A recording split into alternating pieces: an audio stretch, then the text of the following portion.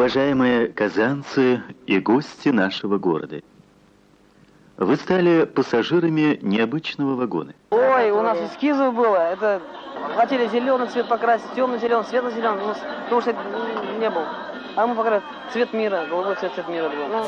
Афганский трамвай начал колесить по Казани зимой 1989 года, когда завершилась война, которую никто не объявлял и о которой не было принято говорить вслух. Сегодня о тематическом транспорте, где впервые многие услышали правду об Афгане, помнят только единицы.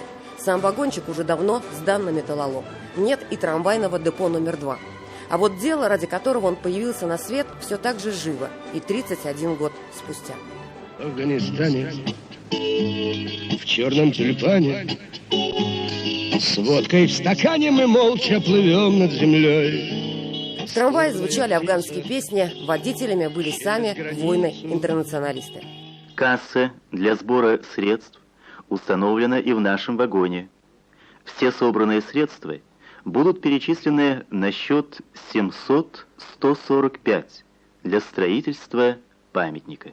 Много раз это обсуждали уже, что у нас вот денег не хватает, не хватает. Памятник должен быть в Казани, должен. И мы этот памятник должны построить. Теперь мы должны, живые, обязаны что-то сделать, кто погиб.